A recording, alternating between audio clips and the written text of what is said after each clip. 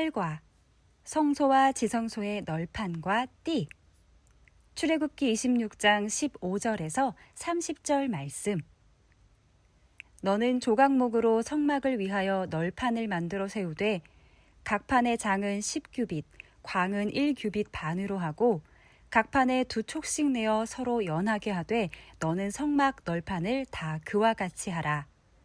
너는 성막을 위하여 널판을 만들되 남편을 위하여 널판 20을 만들고 20 널판 아래 은받침 40을 만들지니 이 널판 아래에도 그 2촉을 위하여 2 받침을 만들고 저 널판 아래에도 그 2촉을 위하여 2 받침을 만들지며 성막 다른 편 곧 그 북편을 위하여도 널판 20로 하고 은받침 40을 이 널판 아래에도 2 받침, 저 널판 아래에도 2 받침으로 하며 성막 뒤 곧 그 서편을 위하여는 널판 6을 만들고 성막 뒤 2 모퉁이 편을 위하여는 널판 2를 만들되 아래에서부터 위까지 각기 2겹 두께로 하여 윗꼬리에 이르게 하고 2 모퉁이 편을 다 그리하며 그 8 널판에는 은받침이 16이니 이 판 아래에도 2 받침이요 저 판 아래에도 2 받침이니라.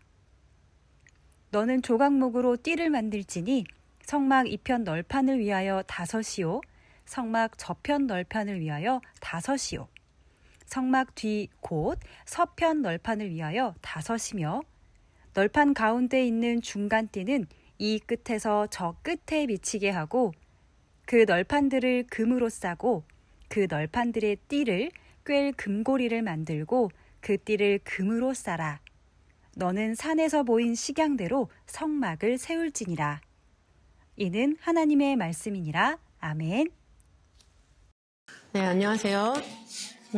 오늘은 성막과 지성소의 널판과 띠에 대해서 함께 은혜를 나누도록 하겠습니다. 출애굽기 26장 15절부터 19절, 그리고 이것이 실행된 것은 36장 20절부터 34절에 기록이 되어 있습니다. 그래서 성소와 지성소에 사용된 널판은 조각목으로 만들어서 금으로 쌌죠. 규격이 동쪽이나 서쪽은 10규빗으로 추정이 되고 그 다음에 남쪽이나 북쪽은 총 길이가 30규빗이 됩니다. 그래서 그 30규빗을 2대1로 나누어서 20규빗에 해당하는 전실이죠. 거기는 성소. 그 다음에 10규빗에 해당하는 그 뒤편에 있는 거는 지성소라고 얘기를 하죠. 그래서 이것을 세울 때 구분을 짓는데 우리가 그 외부와 세상과 하나님의 전을 구분하는 것은 세마포 장으로 구분을 했죠, 울타리. 그런데 하나님의 성소, 지성소를 구분을 지을 때는 널판을 사용해서 구분을 지었어요. 널판. 그래서 널판 한쪽이 어느 정도의 길이냐? 길이는 10규빗이죠. 길이는 10규빗. 456cm인데 456cm, 4m 56. 그러니까 고가 굉장히 높은 거죠, 층고가. 그리고 가로 부분은 1.5규빗인데 68.4cm예요. 68.4cm를 한번 떠올려 보세요. 그것도 굉장히 널찍한 그런 판이다. 그래서 우리가 보통 널판 하면은 우리가 생각하는 널판은 이런 거잖아요. 그리고 그림에서도 볼 때도 이런 식으로 표현이 되기 때문에 폭이 좀 우리 품 안에 들어오는 걸로 생각을 하지만 생각을 해보면은 상당히 30, 한 이 정도 되는 굉장히 널찍한 판이었다라는 거. 그 다음에 두께도 계산을 해보면은 11.4cm예요. 11.4cm. 한 손가락 이런 정도의 두께를 가지고 있는 거죠. 그래서 널판 하나가 무거웠어요. 그래서 그 부피를 생각하면 약 356리터 부피로 하면. 근데 그거를 무게로도 거의 비슷한 수치로 생각을 하잖아요. 그래서 356kg일까라는 그런 생각을 만약에 해본다면 널판 하나가 굉장히 무거운 거죠. 근데 그 넓은 널판을 생각을 했을 때 서로 양쪽에 촉이 있어요. 한쪽은 이렇게 패인 촉이겠죠. 한쪽에는 이렇게 패인 촉이고 한쪽은 튀어나온 촉이 이렇게 있는 거예요. 그래서 서로 이렇게 널판과 널판이 딱 이렇게 맞물리게 톱니바퀴처럼. 그렇게 좌우로 연결이 되는 거고, 그 다음에 밑에는 발처럼 두 개의 촉이 있죠. 그래서 그거가 은받침을 통해서 받쳐지고 있는데, 은받침 하나에 1달란트, 34kg이에요. 34kg. 그러면 은받침 두 개가 널판 하나를 받치고 있다라고 하면은 68kg의 은받침이 땅속에 묻혀 있어서 그다음에 거기에 촉을 끼워서 이따만한 널판을 딱 세우고 있다라는 거죠. 엄청나게 큰 널판을. 그래서 저도 그 전에 이거 설교를 했었던 그때는 그냥 널판 항상 그림으로 보니까 좁다란 그 널판을 생각하게 되는데 구체적으로 생각을 해보니까 아, 이게 널판 하나를 드는 것도 혼자서 못 들겠구나 라는 그런 생각이 들더라고요. 그래서 널판 하나의 크기는 우리가 좀 상세하게 생각을 해봤을 때 옆에도 촉이 있고 그 다음에 이게 바닥, 발 쪽에도 이렇게 촉이 나와 있어서 은받침에 끼워지게 되어 있다. 그리고 상당히 큰 거다. 그 다음에 이제 널판의 개수가 전체에 몇 개냐라는 걸 생각해 보면 48개죠. 48개. 남편과 북편에 각각 20개씩 서 있어요. 그래서 하나의 가로가 1.5규빗이기 때문에 1.5규빗 곱하기 20 하면 30규빗이 나오죠. 그래서 남편 길이와 북편의 길이를 다 채웁니다. 그리고 이제 서편이 문제인데 서편에는 널판 온전한 거가 사용된 게 6개가 사용됐어요. 6개가 사용이 됐고 그 다음에 양쪽 모퉁이 쪽에 있는 널판은 한 널판을 반으로 접어요. 그죠? 반으로 접으면은 34.2cm짜리가 되겠죠? 30cm 자 생각하시면 되죠? 그거보다 조금 더 긴 거. 그래서 그 정도가 이제 반으로 접은 길이가 되는 거예요. 그래서 양쪽 모퉁이에 세우기 때문에 실제 사용된 널판은 모두 몇 개일까요? 8개가 되겠죠. 온전한 거 6개, 접은 거 2개. 그래서 8개. 그래서 남쪽 20개, 북쪽 20개, 서쪽에 8개에서 모두 48개가 들어가는데 그 접은 거는 널판이 접히는 게 아니잖아요. 그러니까 잘 잘라서 이렇게 두 겹으로 붙였기 때문에 그 위에를 고리를 딱 채우게 돼 있어요. 고리를 채우게 되어 있고 밑에도 똑같은 은받침 2개를 채용을 합니다. 그래서 이쪽에 있는 촉에 하나, 그다음에 이렇게 접은 쪽, 이 뒤쪽에 있는 거 촉 하나.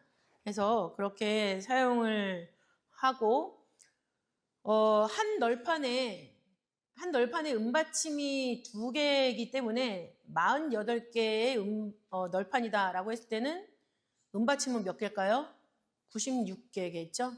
그러면 나머지 4개, 전부 다 은받침은 100개인데 나머지 4개는 어디 있었을까요? 기둥. 동쪽에는 문장, 휘장을 치게 돼 있잖아요. 그걸 할 때 양쪽에 2개씩 세워가지고 이제 그 휘장을 딱 가르게, 하나하나 가운데 2개죠.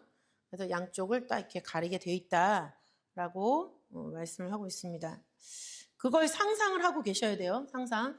근데 우리가 널판의 두께가 어째서 11.4cm냐라는 걸 또 한번 생각을 해봐야 돼요. 보시면은 서쪽에 널판 6개가 있었고 좌우에 2분의 1 쪽씩 있었잖아요. 그러면은 사이즈로 보면은 7개 폭이란 말이에요. 그렇죠? 그럼 1.5 곱하기 7하면 얼마일까요? 10.5. 그죠? 10.5. 그러니까 그런데 그 높이도 10규빗이고 우리가 계시록 21장 16절에 보면은 마지막 성전이 장광고가 똑같아요. 정육면체란 얘기죠. 그죠? 그리고 솔로몬 성전에서도 장광고가 다 20규빗이었고 열왕기상 6장 20절 보면 또 에스겔 성전에서도 장과 광이 다 20척. 에스겔 41장 4절에 기록돼 있죠. 그래서 성전의 지성소는 장광고가 같은 정육면체다라고 생각했을 때 10규빗, 내측 사이즈가 다 10규빗인 거예요. 그러면은 서쪽의 널판의 사이즈가 10.5다. 그럼 내측으로 10규빗이 들어가면 바깥쪽으로 삐져나오는 데가 0.5규빗이죠. 왜냐면 0.5규빗이 한쪽으로 편파적으로 빠져나와 있는 게 아니라 양쪽으로 공평하게 튀어나와 있다라고 생각했을 때는 0.25규빗이죠. 그 0.25규빗이 바로 널판의 두께가 되는 거죠. 11.4. 그죠? 그래서 보시면 여기 이거 성경책을 한번 보시면은 이게 널판으로 이렇게 서 있으면 여기가 이만큼씩 삐져나와 있는 거예요. 근데 이 삐져나와 있는 거에 맞춰서 딱 널판을 대서 겉으로 볼 때는 삐져나온 데가 없는 거죠. 그죠? 그러니까 널판의 두께를 우리가 11.4로 보는 거예요. 이해가 되시겠습니까? 그리고 안쪽이 10규빗. 그래서 이거는 정확하게 여러분들도 설명을 이렇게 하실 수가 있어야 되는 거예요. 그래서 이런 구조를 가지고 있다라는 거 너무나 이해가 빠르시기 때문에. 그리고 이제 무엇보다도 중요한 건 띠죠, 띠. 널판이 이만큼 넓적한 게 막 이쪽으로 20개가 막 붙어 있고 막 서쪽에도 막 6개, 막 옆엔 쪼개진 거 막 양쪽으로 2개 이렇게 있다 보니까는 그거를 은받침에 세워놨다고만 해서 이게 고정이 될까요, 안 될까요? 안 되죠. 이거를 연결하는 띠가 있어야 돼요. 그래서 널판이 이렇게 위에 있으면 위에 고리를 2개를 만들고 그 다음에 아래도 고리를 2개를 만들어요. 그 다음에 그 중간에는 널판이 11.4cm라고 그랬죠? 그 11.4cm 안에 구멍을 하나 쭉 뚫어요. 널판마다 이런 널판인데 구멍을 딱 뚫는다는 거죠. 근데 이 구멍을 일률적으로 딱 위아래 평행 맞게 중앙을 관통하게 구멍을 뚫는 게 너무 어렵잖아요. 근데 그거를 한다는 얘기예요. 부살레가 올리압이. 근데 그거가 첫 번째 널판, 두 번째 널판 다 띠로 딱 끼웠을 때 다 끼워지게.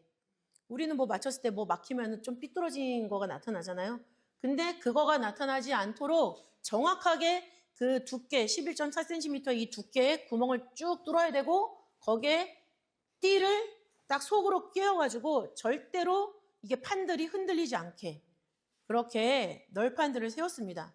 그래서 우리가 이걸 실제적으로 실사화하는 것처럼 머릿속에서 떠올리면은 이 널판이 어마어마한 작업이었구나. 그래서 제가 고등부 담당했었을 때 겨울 수련회 때 실제로 이거를 축소해서 만들었었어요. 야베스 1층에서. 근데 그때 진짜 널판 하나를 세우는데 못 세우더라고요, 애들이. 몇 명이 달라붙었는데도 그게 안 세워지고, 그 다음에 이 띠를 꿰는데도 안 껴지고. 그래서 그 기억이 나는데, 지금 우리가 갖고 있는 성막 모형은 그냥 판으로 하나 다 붙여놨잖아요. 그냥 띡띡 끼우면 되는데, 실제로 이거가 어떤 사이즈일까? 어떻게 끼웠을까? 생각하면은 쉽지 않은 그런 작업이었다라는 거 우리가 알 수가 있습니다. 그러면 이런 널판과 5개의 띠를 통해서 우리가 알 수 있는 구속사적 교훈은 과연 무엇인가? 먼저 재료를 통한 구속사적 교훈을 보면 조각목은 예수님의 인성을 나타낸다라고 말씀을 드렸습니다. 그래서 광야에서 자라는 나무기 때문에 마디와 옹이가 많죠. 마치 예수님이 우리를 위해서 많은 상처를 가지신 것처럼 이렇게 조각목은 그렇습니다. 그래서 예수님의 인성을 나타내죠. 이사야 53장 2절 말씀. 그러나 많은 환란 속에서 자란 나무기 때문에 단단하고 견고한 특징이 있어요. 그래서 성소의 벽이 될 만한 그런 자격을 갖출 수 있는 거죠. 그 다음에 그것을 금으로 쌌습니다. 금은 예수 그리스도의 신성을 의미하죠. 신성. 그래서 지성소와 관련된 모든 재료는 다 금으로 싸게 돼 있어요. 성소만 해도 그렇지 않은 부분이 있는데 지성소는 모든 것이 다 금으로 싸져 있다. 빛으로 충만하다라는 거죠.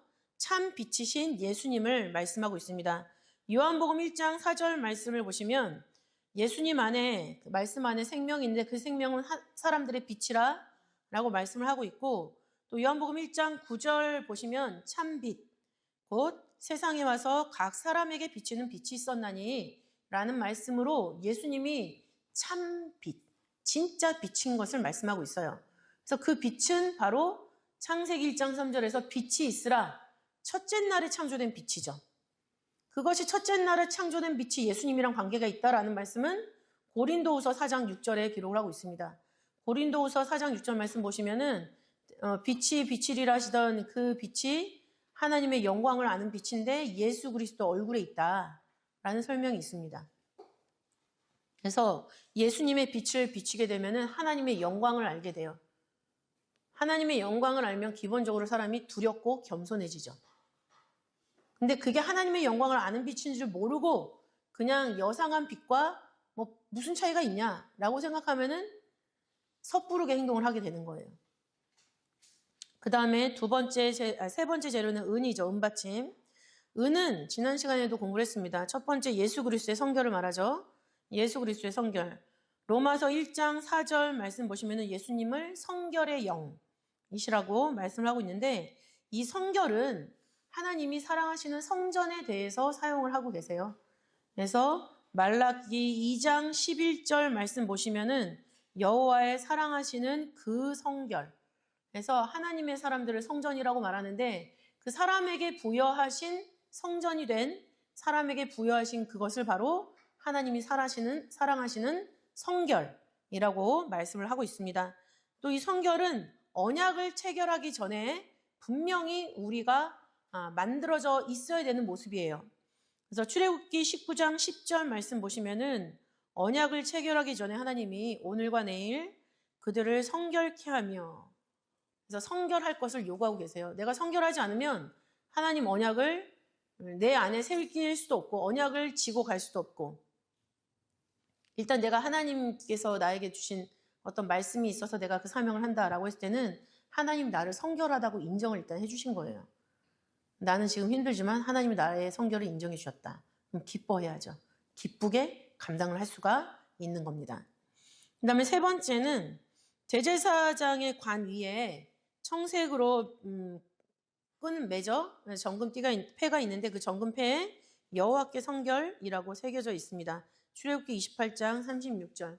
대제사장이신 예수님의 그 사상 그 자체가 성결인 것을 육신의 대제사장들이 머리에 여호와께 성결이라는 그것을 붙임으로 말미암아 그것을 증명했다. 그리고 그것이 있어야만, 예수님의 성결이 있어야만 대제사장이 언약궤 앞으로 갔을 때 죽지 않고 살 수가 있었어요. 많은 백성들의 죄를 대신해서 제사를 드릴 때 그 죄에 얼이 미쳐서 죽지 않을 수가 있었다는 거죠. 그래서 여호와께 성결이라는 패는 대제사장을 살리는 패였다. 왜냐? 예수님의 성결을 의미하기 때문에, 그것을 통해서만 우리가 구원을 받을 수가 있기 때문에. 그리고 이제 은이라는 것은 예수 그리스도의 성결도 의미하지만 두 번째로는 예수 그리스도의 생명의 희생을 말하는 거죠. 생명의 희생. 우리가 지난 시간에도 살펴봤지만은 이스라엘의 모든 남자들은 20세 이상 계수된 남자들은 생명의 속전이라는 것을 내게 돼 있어요. 출애굽기 30장 11절부터 16절에 기록이 되어 있죠. 근데 예수님이 우리의 속전이 되셨다라는 말씀이 디모데전서 2장 6절에 기록을 하고 있습니다. 근데 이 속전의 어원을 보면은 카파르예요. 카파르의 뜻은 덮다, 깨끗하게 하다, 속죄하다, 이런 의미를 가지고 있죠. 근데 카파르가 처음 사용된 용례가 어디냐면 노아 방주에 사용이 됐습니다. 그래서 창세기 6장 14절 말씀 보시면은 너는 방주를 질 때에 그 안에 간들을 막고 역청으로 그 안팎에 칠하라 말씀하고 있는데, 그 칠하다라는 단어가 카파르죠. 그러니까 방주는 죄를 덮어주고 속죄하는 장소, 그야말로 하나님의 성전인 것을 말씀하고 있는데, 두 번째 용례는 어디에 사용되고 있냐면 창세기 32장 20절에 사용을 하고 있죠. 창세기 32장 20절 말씀 뭐냐면 야곱의 생각을 기록하고 있는 건데, 내가 내 앞에 보내는 예물로 형의 감정을 푼 후에 대면하면 형이 혹시 나를 받으리라. 제물로 자기 목숨을 구원할 수 있다라고 생각하는 야곱의 생각이 기록되고 있어요. 잘못된 생각이죠?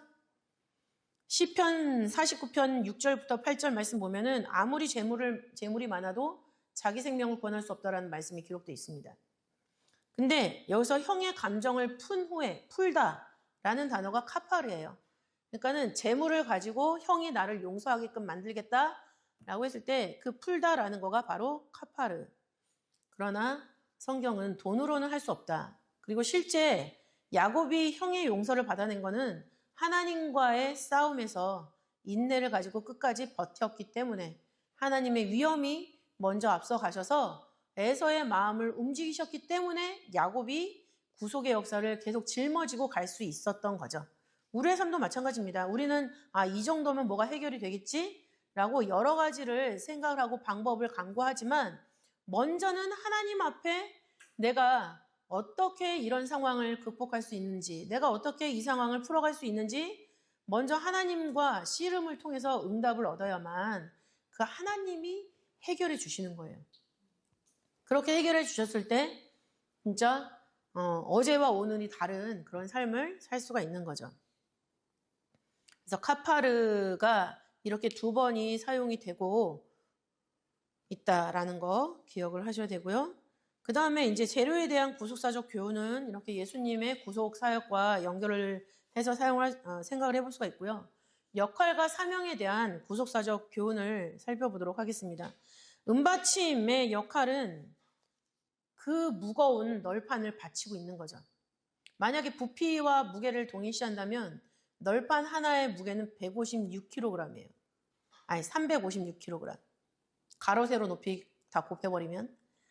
근데 그 356 거기다가 밀도까지 곱해야지 이제 무게가 나오는 거잖아요. 근데 밀도를 곱하지 않았는데도 356kg란 말이에요. 근데 그거를 고작 68kg이 버티고 있는 거예요. 그러니까 예수님이 당하신 고난이 얼마나 무거웠는지 우리가 알 수 있는 거죠. 근데 그것은 예수님의 성결을 기초로 해서 우리가 죄사함을 받을 수가 있고 또 그 터 위에서 우리가 널판으로 서서 성소를 만드는 거잖아요. 그러니까 예수님의 성결 위에 우리가 서서 구속을 받은 우리가 서서 하나님의 성전을 만들어 간다라는 그런 의미가 있습니다. 그래서 야고보서 4장 8절 말씀에는 하나님을 가까이 하라, 마음을 성결케 하라 라는 명령을 하시죠. 또 요한복음 11장 55절 요한복음 11장 55절 말씀 보시면 유대인들이 유월절을 지키기 위해서 예루살렘으로 모이는 날이 있죠. 근데 그 요한복음 11장 55절 말씀 보니까는 많은 사람이 자기를 성결케 하기 위하여 유월절 전에 모여들었다라는 말씀을 기록하고 있습니다. 그러니까 하나님 앞에 예배드리러 올 때 우리는 먼저 우리를 성결케 하기 위해서 성전에 모이는 그런 모습이 선행되어야 된다라는 것을 알 수가 있죠. 그리고 그 터 위에 우리가 성전을 짓게 되는데 그 터는 예수 그리스도다라는 것을 고린도전서 3장 11절에 말씀을 하고 있고 시편 40편 2절 말씀에서도 나를 기가 막힐 웅덩이와 수렁에서 끌어올리시고 내 발을 반석 위에 두사 내 걸음을 경고케 하셨도다라고 말씀을 하고 있습니다. 예수님의 성결, 예수님의 생명의 구속 그 위에서 우리가 온전히 서 있을 수가 있고 신앙의 그 발걸음을 옮길 수가 있다. 이 말씀을 우리는 깊이 생각을 해야 될 것입니다. 그 다음 두 번째, 그 역할과 사명에 대한 구속사 교훈 두 번째는 각 널판들이 촉으로 연결된 것, 띠로 연결된 것을 생각을 할 수가 있죠. 촉은 야드, 손, 이란 뜻을 가지고 있는데 복수형을 사용하고 있습니다. 손들이라는 거죠. 우리가 손을 그냥 이렇게 맞잡는 것보다 깍지 끼우는 게 훨씬 더 단단하게 잡는 거죠. 논개 아시죠?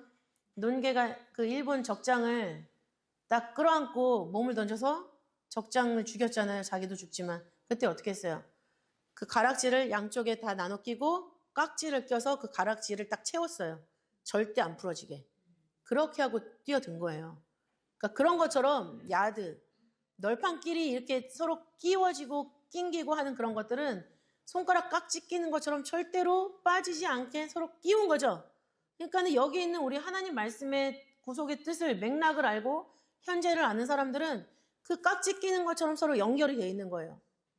널판이 혼자서 성전을 세울 수가 없어요. 널판 2개도 안 돼요. 딱 원하시는 그 사이즈가 딱 있어야 되는 거죠.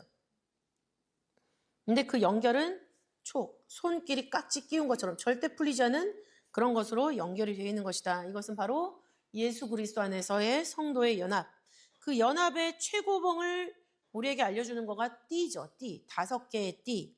그 중에서도 가운데를 관통하는 띠는 우리에게 상당한 의미를 주고 있습니다. 5개의 띠. 그 중에서도 가운데를 관통하는 띠는 먼저 어떤 맥락을 갖고 있냐면 타락한 인류의 구원을 위해서 타락한 인류의 구원이 하나님의 최종 목적이죠. 그 목적 때문에 교회가 있는 거예요. 근데 그 목적 때문에 하나님이 태초부터 작정하신 뜻이 있어요. 그리고 그 뜻을 위해서 시대마다 언약을 하셨어요. 근데 그 언약이 끊어졌을까요? 끊어지지 않았을까요? 끊어지지 않았죠. 않고 지금 우리까지 온 거예요. 태초부터 작정된 하나님의 언약이 종말까지 끊어지지 않고 지속되는 하나님의 전 구속 역사, 전체 구속 역사를 아우르는 게 바로 그 5개의 띠가 갖고 있는 거고, 특히 그 가운데를 관통하는 그 띠가 바로 그런 맥락이다. 그러니까 우리가 아브라함을 얘기하잖아요. 아브라함을 우리가 그냥 아브라함으로만 아나요? 아니죠. 어떤 구속사의 맥락 속에서 아브라함을 생각하는 거잖아요. 그죠? 구속사의 맥락 속에서 아브라함이 이런 기틀을 만들었구나. 그렇잖아요. 제가 오늘 아침에 스타벅스 모카를 한 병 선물 받았는데 그거 한 병은 누구나 다 살 수 있는 거잖아요. 사서 그냥 먹는 거라. 그 다음에 그분이 나를 위해서 이걸 준비를 해서 이걸 나한테 주셨구나 해서 내가 그걸 먹는 거라. 같을까요? 다르죠. 사서 먹는 거는 그냥 먹는 거예요. 그러나 어떤 맥락을 가지고 내가 그걸 보고 마시면 그 사람의 내용을 마시는 거고, 마음을 마시고 정성을 마시는 거죠. 그렇죠? 그런 거예요. 우리가 지금 쉽게 성경으로 배워요. 1, 2, 3번 딱 하고 끝날 수 있어요.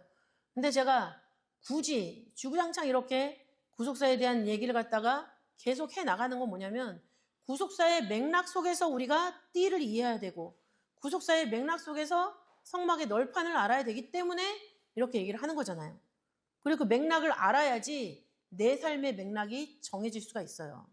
하나님이 어떤 구속사를 하시는지 모르면서 내 삶의 방향을 내가 어떻게 정해요? 못 정하죠?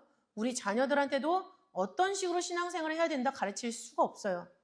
맥락이 없으면, 야, 너 교회 안 가서 너 벌 받으면 어떡할 거야? 너 이거 헌금 안 하면은 너 나중에 성공하지 못하면 어떡할 거야? 이런 기복신앙을 가르치게 되는 거죠. 교회의 성경책은 부적이 아닙니다. 신앙생활은 부적이 아니에요. 맥락을 알아야 된다. 근데 그 맥락을 바로 담고 있는 거가 그 널판의 5개 띠 중에서도 가운데를 관통하는 그 띠. 그러면 이것은 어떤 역사로 나타나는가? 첫 번째로 하나님의 무궁한 사랑으로 나타납니다. 하나님의 무궁한 사랑으로 나타난다. 예레미야 31장 3절 말씀을 읽어드리면, 나 여호와가 옛적에 이스라엘에게 나타나 이르기를 내가 무궁한 사랑으로 너를 사랑하는 고로 인자함으로 너를 인도하였다 하였노라 말씀하고 있어요. 그래서 하나님의 무궁한 사랑이 나오죠. 이스라엘 백성들이 호세아 8장 12절 보면은 율법을 10,000가지로 기록해도 자기랑 상관없는 걸로 여겼음에도 불구하고 하나님이 끝까지 사랑하신 게 무궁한 사랑이에요. 근데 그 무궁한 사랑으로 인도하셨는데, 무궁하다라는 본래 그 단어의 의미가 뭐냐면 숨겨진이라는 뜻을 가지고 있어요. 숨겨진 사랑이라는 거죠. 사람마다 드러나서 너 이거 너무 잘했다. 야, 너 진짜 최고구나. 너 진짜 열심히 했다. 이렇게 보이는 칭찬과 사랑이 필요한 사람이 있는 반면에 그냥 하면은 조용히 알아주고 묵묵하게 일하게 하는 게 더 힘을 받는 그런 사람이 있어요. 그리고 제가 봤을 때는 원로 목사님도 사람의 성향에 맞게 그렇게 맞춰서 대해주시고 사랑해 주셨다. 왜? 그 사람의 최고치가 발현돼야지 하나님의 뜻이 성취가 되고 영광을 받으시기 때문에. 근데 하나님의 여기 무궁한 사랑, 우리가 잘하든 잘못하든 끝까지 이끌어주신 그 사랑을 무궁한 사랑으로 표현을 했는데, 숨겨진 사랑, 마치 널판의 가운데를 관통하는 그 사랑, 그 중심의 사랑을 표현을 하고 있는 거죠. 공동 번역에서는 이것을 한결같은 사랑이라고 말씀을 하고 있습니다. 한결같은 사랑.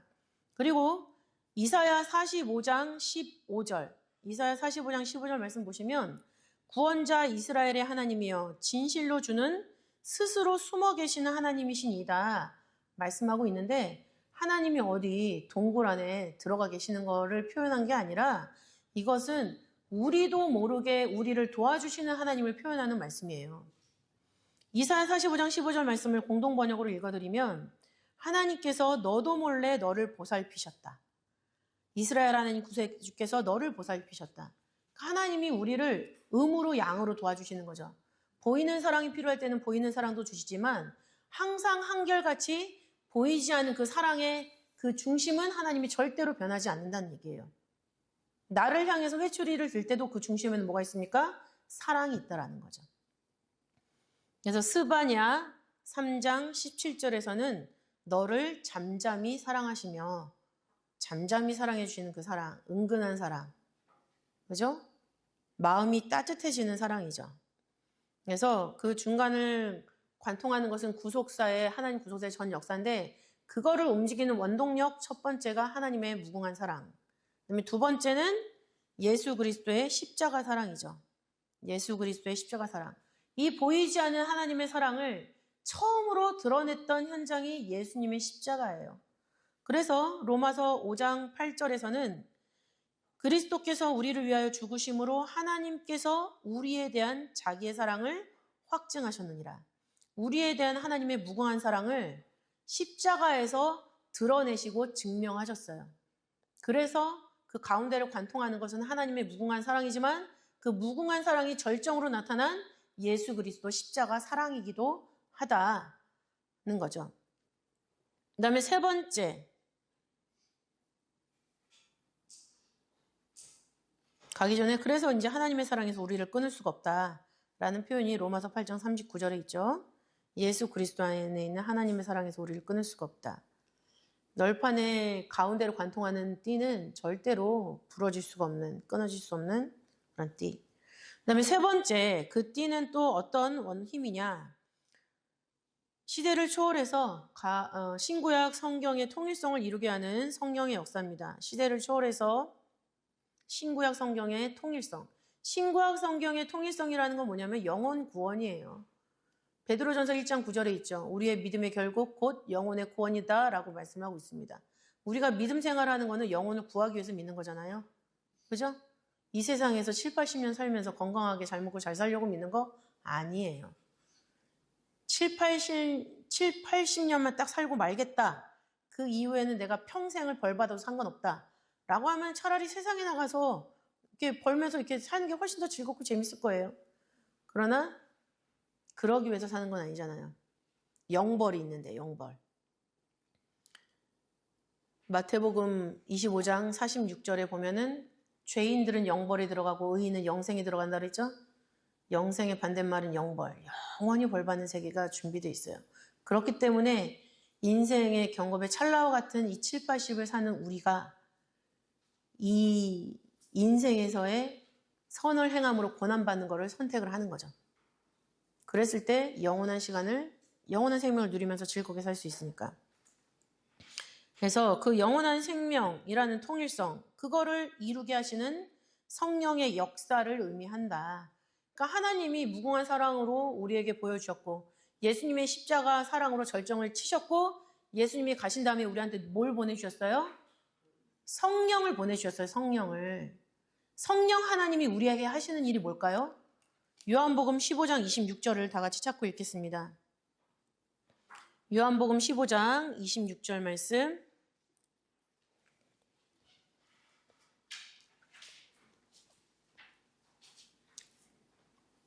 (15장 26절) 시작. 내가 아버지께서 너에게 보내사 곧 아버지로서 나오는 진리의 성령이 오실 때에 그가 나를 증거하실 것이요. 그죠? 아버지께로서 나오시는 진리의 성령. 근데 그 진리의 성령 하나님이 뭘 증거한대요? 예수님을 증거한다. 그러니까 마지막 때 성령 하나님의 역사는 우리가 어떻게 할 수 있냐면은 예수를 증거한다. 예수를 증거하시는 분이 바로 성령 하나님이란 얘기예요. 그 말씀의 역사로 우리가 배운 거를 깨달을 수가 있고 배운 거를 지킬 수가 있고 그 힘을 가지고 그 널판에 관통하는 힘의 역사로 인해서 우리가 신앙생활을 서로 연결하는 성전으로 지어서 갈 수 있다는 얘기죠. 완성할 수 있다는 뜻이에요. 그래서 그 성막 중앙, 널판을 중앙을 관통하는 띠는 하나님의 무궁한 사랑, 예수님의 십자가 사랑, 그 다음에 그 이후의 역사를 감당하게 하시는 성령의 역사. 그리고 그걸 다 누가 받습니까? 우리가 받는 거죠. 그 세 가지의 원동력이 다 나에게 쏟아지는 거예요. 나에게 쏟아졌을 때 그것은 바로 정말 성도들을 움직이는 힘이 되는 거죠. 그 힘이 바로 하나님의 사랑이다. 무궁한 사랑, 십자가 사랑, 성령을 통해서 움직이게 하시는 역사.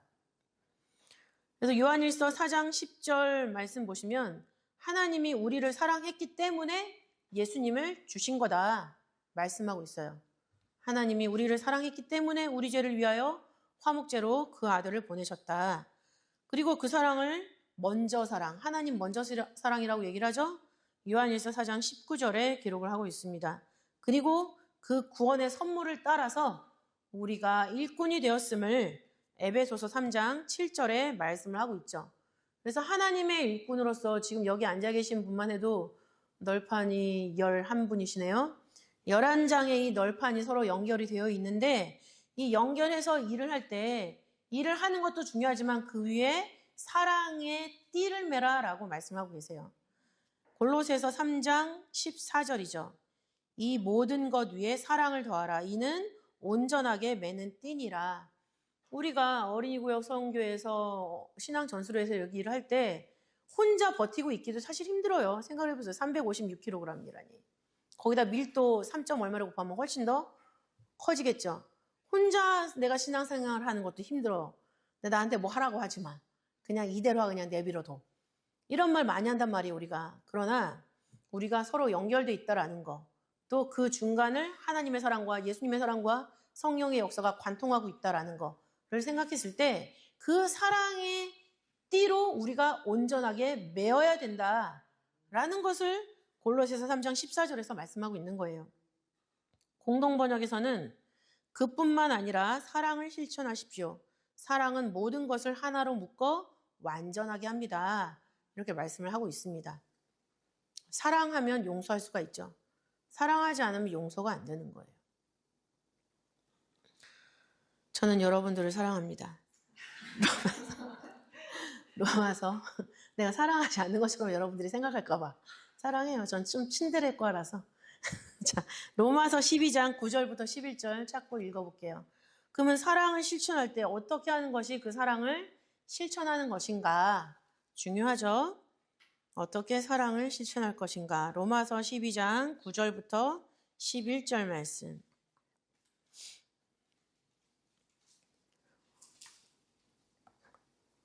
읽겠습니다. 시작. 사랑엔 거짓이 없나니 악을 미워하고 선에 속하라. 형제를 사랑하며 서로 우애하고 존경하기를 서로 먼저 하며 부지런하여 게으르지 말고 열심을 품고 주를 섬기라. 사랑을 실천하는 방법이에요. 사랑하는 척하지 말란 얘기죠. 사랑에 거짓이 없다. 사랑은 거짓이 없어야 합니다. 라고 공동번역에서는 말하고 있습니다. 사랑하는 척, 위해주는 척, 생각해주는 척 하면서 자기가 하고 싶은 일을 관철시키는 거. 그거는 거짓 사랑이죠. 그러면서 공동번역에서는 이후에 어떻게 말씀하고 있냐면 악을 미워하고 꾸준히 선한 일을 하십시오. 악이 뭔지 알아요. 그걸 미워하고 선한 일, 꾸준히 하라는 얘기는 뭐냐면 선을 행할 때 어려움이 닥치는 얘기예요. 베드로전서 3장 17절에 있죠. 베드로전서 3장 17절. 선을 행함으로 고난받는 것이 하나님의 뜻이다라고 말씀하고 있습니다. 고난이 오더라도 꾸준히 선한 일을 해라. 하나님의 일을 할 때 쉬운 거 없어요. 너무 어렵습니다. 그리고 형제 사랑으로 서로 사랑하고 다투어 서로 남을 존경하는 일에 뒤지지 마십시오. 앞다투어 서로 남을 존경하라는 얘기예요. 다툼으로 존경하는 게 아니라 앞다투어서 서로 남을 존경이라. 서로 존경이라. 서로 좋은 점을 바라보고 그 안에서 하나님의 형상을 발견하고 칭찬하고 격려하고 가라는 얘기를 하는 거죠. 그리고 열심을 품고 주를 섬기라 라고 했는데 이것은 표준 세번역에서 이렇게 말씀하고 있습니다. 성령으로 뜨거워진 마음을 가지고 주님을 섬기십시오. 우리를 움직이는 동력이 뭐란 얘기예요? 성령. 성령 하나님의 역사. 그 역사가 나를 움직이는데 성령 하나님은 나에게 뜨거운 불을 붙여주시는 분이에요. 마치 취임식이 정확하게 드려졌을 때 하늘에서 불로써 응답하신 것처럼 내가 하나님 앞에 정확하게 예배를 드리면 하나님이 하늘로서 성령의 불을 나한테 붙여주시고 그 원동력을 가지고 내가 하나님을 섬기고 하나님이 나에게 주신 가정을 섬기고 교회를 섬길 수 있다는 거죠. 그것이 이 중앙을 관통하는 띠가 우리에게 주는 구속의 역사입니다. 제가 그때 설교할 때는 이렇게 하지 못했는데 이번에 또 시간이 지났잖아요. 다시 보니까 이 구속의 흐름이 이렇게 흘러오는구나 라는 거가 저도 깨달아지더라고요. 그래서 저는 어린이 선교에서 지금 10년째 하고 있지만 이 10년 동안 하나님이 나를 훈련시키고 교육시키시는구나 라는 것을 너무 느끼고 있습니다.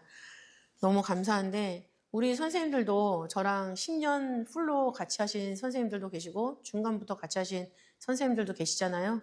그래서 그 말씀의 맥락이 변하지 않는다라는 것을 느끼셨을 거예요.